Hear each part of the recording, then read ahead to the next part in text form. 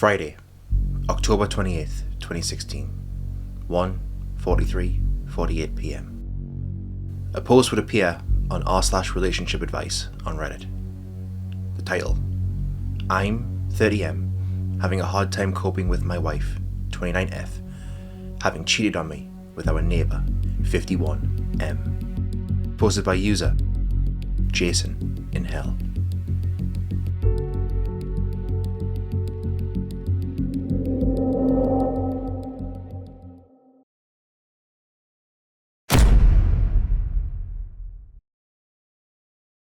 Before we continue, I just want to warn people that this video contains harm to children, so yeah, you've been warned. Jason makes the following post. It has been 476 days since I confronted her about it. How do I know? Because every time I catch myself thinking about it, I tell myself, it's only been X days, maybe you won't think about it tomorrow. So just to go back to the beginning, I had just taken on a new project and new responsibilities at work. I was working a lot of hours, 60 plus per week, and was noticeably stressed. It was in May of 2015 that I noticed that she had added a password to her phone. When confronted about it, she told me that it was because she was planning my Father's Day present and didn't want me to ruin the surprise.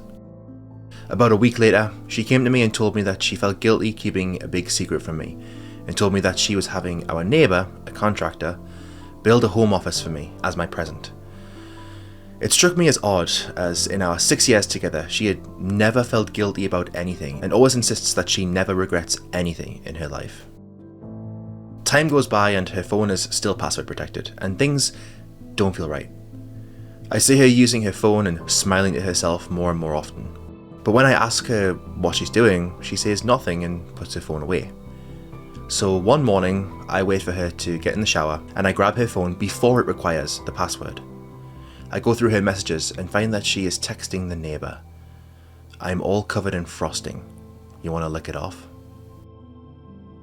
There were no other messages to the neighbour, but I found out later that was because she had set up her phone to delete messages after a certain amount of time.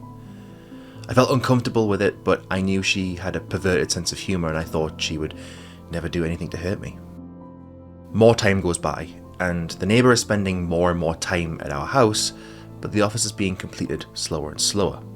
I can't help but worry that something isn't right, so I start checking her location using Google Timeline. It was at this point that I realised that there are large gaps in her GPS history because she was turning off her phone's GPS. Fast forward to July, and at this point the paranoia is driving me nuts. So I tell her I need to install a new antivirus on her phone. While she has it unlocked for me, I install anti-theft software so I can remotely turn the GPS back on and set up AT&T message backup and restore so I can read all of her text messages from that point on my computer. The next day, my mother asks to spend time with my 2 kids, so my wife drops them off with her and has the day to herself. I watch my wife's activity from work as she spends the day trying to meet up with the neighbour but is unsuccessful because he's busy with another job site. That night, we get the kids back from my mom's house, and we go to dinner with the neighbour, his girlfriend, and his son. My wife and his girlfriend are having a good time, drinking, laughing, and just joking around. His girlfriend mentions that should go see Magic Mike XXL. I say it's a good idea. I'll watch the kids so my wife and her can go.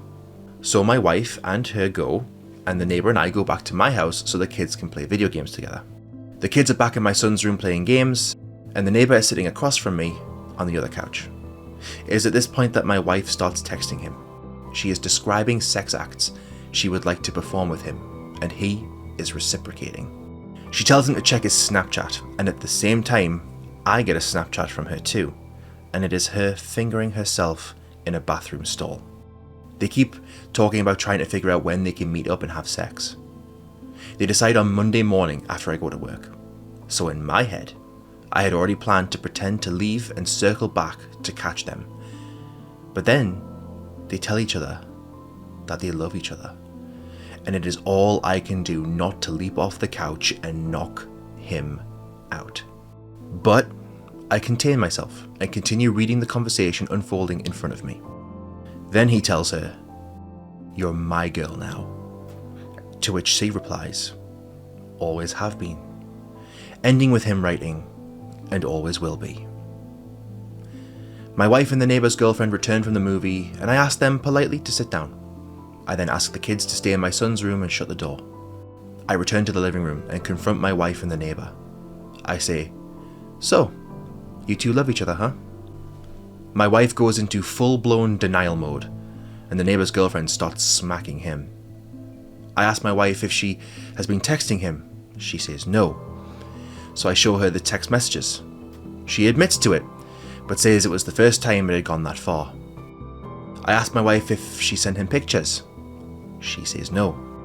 So I show her the picture. She admits to it, but says it was the first time. I ask her if she is having sex with him, and she says no. Because I didn't wait to catch them having sex together, I didn't have evidence to prove her wrong, so that one stayed unresolved. I tell her that I'm leaving her. She tells me that she will make sure I never see my kids again if I do. She planned on using the fact that I had attempted suicide in high school to prove me unfit to have children. She continues to say that it was my fault for being so busy with work and stressed out, that she just wanted someone she could talk to. Then she gives me an ultimatum to decide what I'm going to do, or she will decide for me. The neighbour's girlfriend starts defending the two of them, saying that it couldn't have been serious if they weren't having sex, and that my wife and I are too perfect together to let this break us up. The neighbours go home, and my wife and I argue for the rest of the night about what we are going to do. We go to bed separately, having not resolved anything. We keep going back and forth on the subject all weekend, and finally settle on we're going to separate temporarily, while we figure out what we want. I was going to stay in the house, and she was going to take the kids and go to her mom's house. That Monday, I go to work, and I get a text from her in the middle of a meeting with my bosses, stating that she had explained things to our kids, but that they were upset and I needed to explain it to them also. I get home from work and find my kids crying. She had told them that mommy had to move out because dad was mad at her. When my son wanted to stay with me, she told him that he can't. My son put it together that if mommy has to move out because I'm mad at her, and he has to move out, then I must have been mad at him too. My daughter was crying because my son was. I don't think she was old enough to understand what was happening. It was at this moment that I realized she was going to drag the kids through hell if I left her. So I swallowed my feelings and begged her to stay. She agreed and insisted that I apologize to our neighbor, since we were still going to need to hang out with them because our sons are good friends. I hate it, but I do it anyway. We still hang out with them from time to time, and they come to our various birthday and holiday parties. I do anything for my kids, and I behave civil every time. Things die down for a while. I still think about it constantly. I worry how I can keep from making her so unhappy that she cheats on me again. Then, almost a year from the original incident, around Father's Day again, she sent him pictures again. She claims that it was an accident, that she meant to send them to me instead. I don't fully believe her, but I move on anyway. Things have been quiet on that front for about 4 months now, but I still think about it constantly. This is going to sound stupid, but I feel like I have a part of my brain that I can't shut off, that is always thinking. I used to use that to solve programming problems, and it made me very good at my job. But ever since this incident, the only thing that it thinks about is her and him, and if I did the right thing. My job performance has suffered, and I feel like I haven't gotten sleep in months. I'm afraid that after this much time and the fact that I begged her back, that to say that I want a divorce now would only make her more vindictive towards my children and I. I just feel like I've put myself so deep in a hole that I can never get back out. I haven't really talked to anyone about this. I didn't want to talk to my mom about it because I felt she would treat my wife differently, and I didn't want the two fighting any more than they already do. I tried talking to one friend about it, but his advice was to put my trust in God, and that was not much solace for me since I'm an atheist. So I have no clue what to do with my feelings or how to move on from this. It's pretty obvious from this post that Jason is willing to put everything aside for the good of his children, whereas his wife would rather use them as pawns in her games. It's also very obvious that she's a bit of a pathological liar, Jason confronts her about the texts, to which she denies until there's proof given.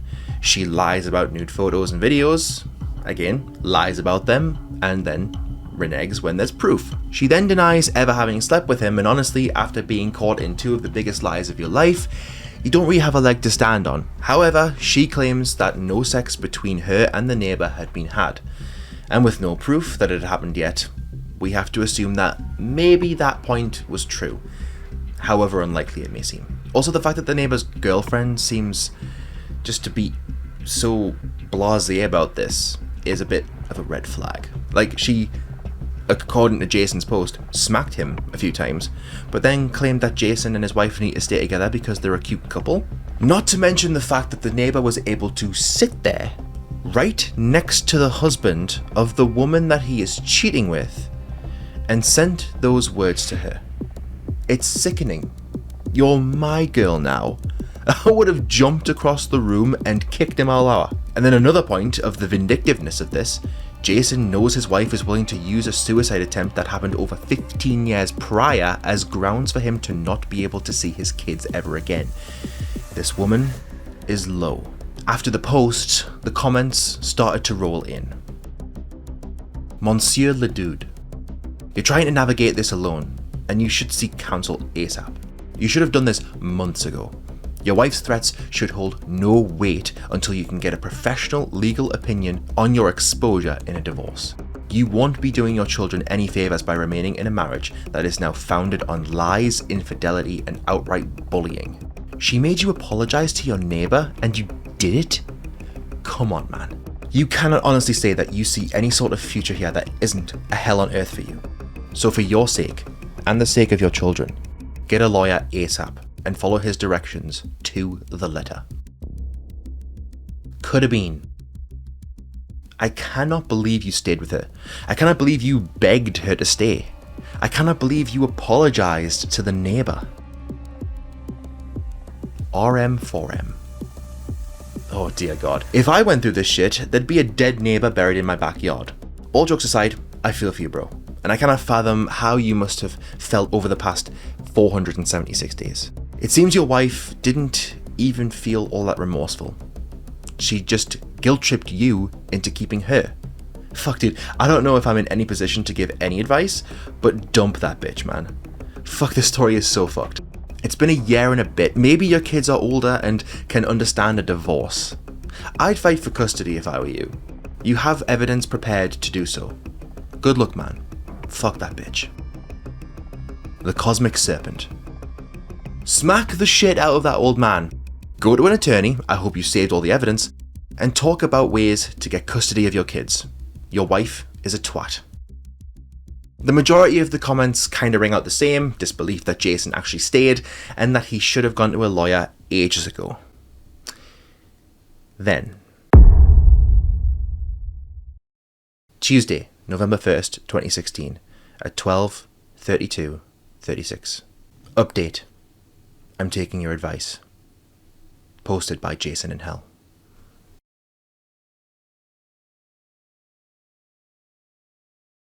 Instead of trying to fix something she doesn't want to fix, she has refused counselling several times in the past before this even happened. I'm going to get myself and my kids out. I meet with an attorney next week.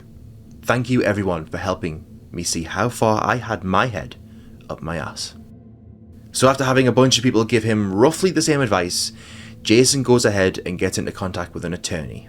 And again, the comments roll in and they are in support of Jason. The bum hammer. Thank fucking God. So many guys out here never get their heads out of their ass. Good for you. Find a good woman. They're out there. Monsieur le Dude. Good for you and good luck. Remember that life on the other side of this will be far better for both yourself and your children, and let that hope keep you going when things get rough. Zogel Chalkin.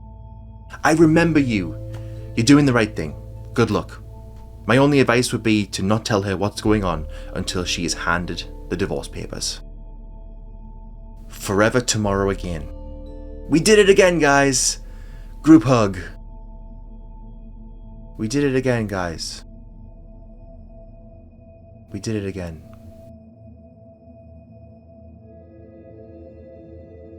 November 15th, 2016. Jason's wife is confronted by him with divorce papers. Finally, Jason is going to be freed. But this is not where the nightmare has even begun yet. The nightmare is only about to unfold.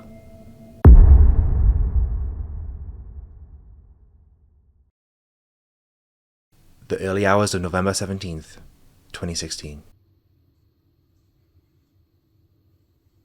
Montgomery County 911, where's your emergency? In what town? Darlington. Hey, what's going on there? I just stabbed myself and I killed my 2 children. You stabbed yourself and killed your 2 children? Mm-hmm. Okay, and what's your name? Brandy Worley. Brandy what? And where are the children at?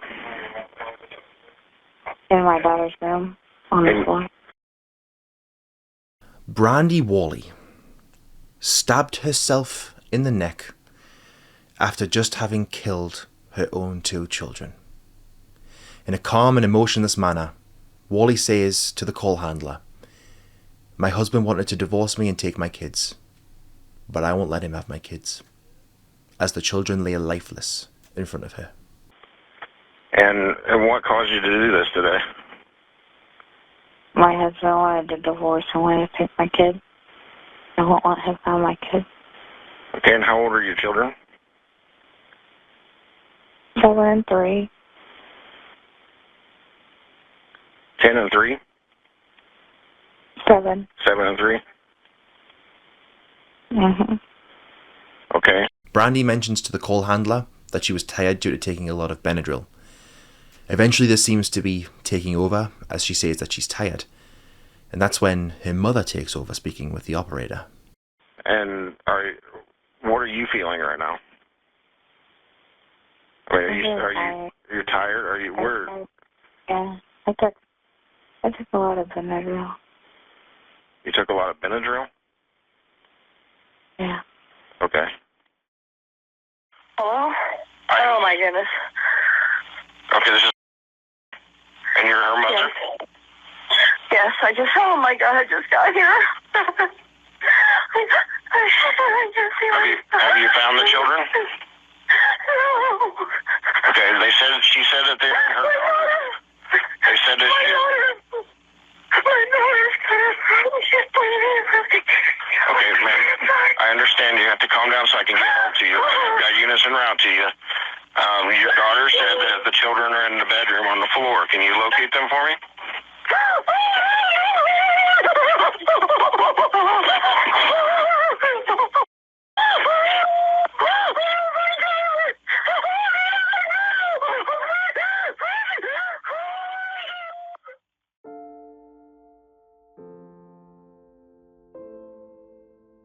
I can't seem to find a link to the full call.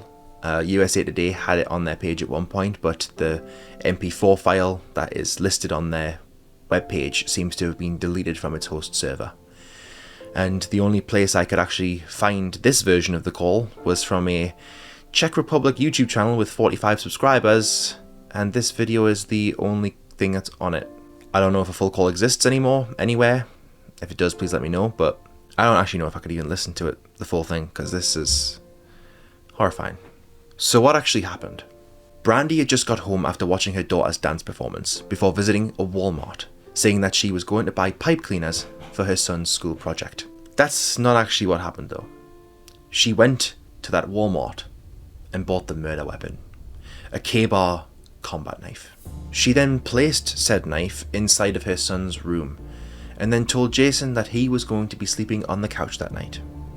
Jason refused this though, opting instead to sleep in the basement over the couch, or their shared bed. Jason went to bed in the basement, allowing an extra layer between Brandy, the kids, and Jason. She lured her 2 children into the room that housed the K-bar combat knife. She told them that they were going to be having a sleepover. This would be when she stabbed them both in the neck, before stabbing herself in the same place too. Her daughter would be awoken by the sounds of repeated stabbing to her younger brother. She asked her mother, "What are you doing?" Brandy just responded by saying, "Go back to sleep." And that was when she moved over to her and again repeatedly stabbed. This would be when she would call 911. Once her mother was there and found her daughter, and then her grandchildren, she made such a noise that it woke Jason up. Jason would then find the scene. Brandy actually says to Jason, "Now you can't take the kids from me." Worley's husband came up from the basement. She told him, quote, "Now you can't take the kids from me." Brandy, after healing from her self-inflicted injuries in hospital, was placed in Montgomery County Jail while she awaited trial. Initially, and bizarrely, Brandy pled not guilty and a trial would be scheduled. However, in January of 2018, Brandy pleaded guilty to murder, and on March 19th, 2018, Judge Harry Simus sentenced Brandy Worley to 65 years for the murder of her daughter Charlie and 55 years for the murder of her son Tyler. Her sentence is 120 consecutive years in prison. And for Jason, well, we'll get to Jason in just a sec, but I will say this first. Jason and Brandy's divorce did go through in March of 2017, a year prior to her sentencing. As you can imagine, this is one of the worst things anybody can go through. This is the most devastating and traumatic thing to ever happen to a person. And in an effort to help, YouTube superstar Philip DeFranco asked his many viewers to help contribute to a GoFundMe page. The GoFundMe page was set up in order to help Jason pay for the immediate cost of living that he was going to have to endure, and also pay for the funeral of Charlie and Tyler. Over $56,000 was raised. And for a while, that would be the end of the story. Until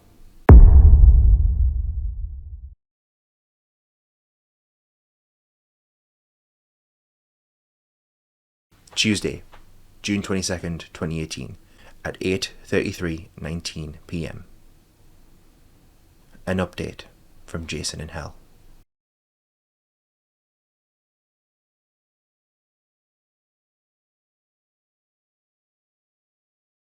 The first thing you may notice is that this is being posted from a different account. I deleted the Jason in Hell account in a knee-jerk reaction to seeing my Reddit posts in the news. I guess the first question to answer is how I'm doing, and to that I would say I'm doing well. I have bad days, but I think that is to be expected.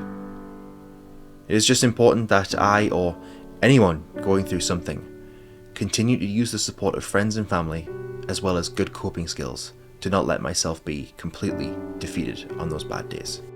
I won't lie, I struggled to get back to where I am. For some time I refused to sleep because of a combination of fear of what I would wake up to and nightmares about that night.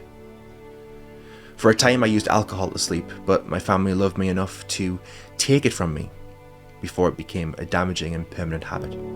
I was hospitalized because I did have thoughts of ending my life because I missed my children so much. From that, I learned that you should never be ashamed of your mental health, and not seeking treatment will only make it worse, not better. We have all heard it, but if you or a loved one is struggling, seek immediate assistance. Your life is too important to throw away in a moment of weakness. By putting off treatment, I only caused everything else in my life to suffer. I lost my job and became reclusive to the house. But don't worry, I have been back at work since December and I have nearly regained my former position and salary. So I'm good and require no assistance.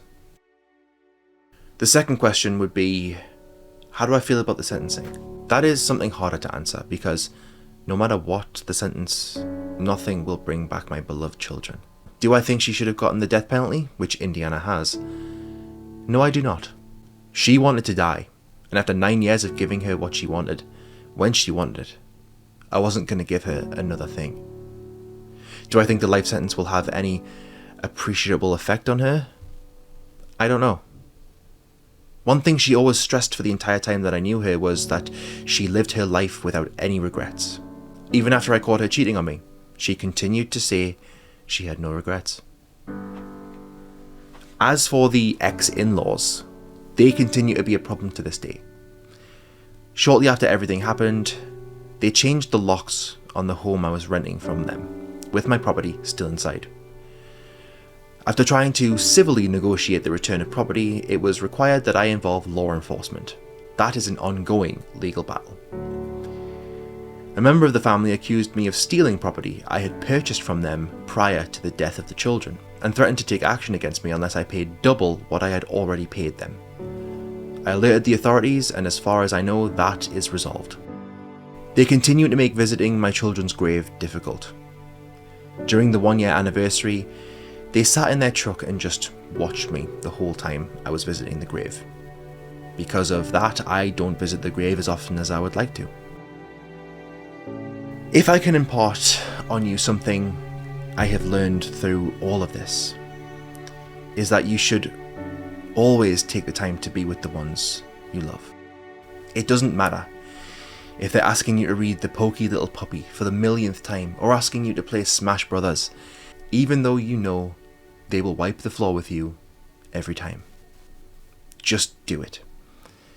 Because you never know what time will be the last time. Always make sure they know how much you love them. I had the fortune that the last thing my children ever heard me say was, "I love you. Good night. I will see you in the morning."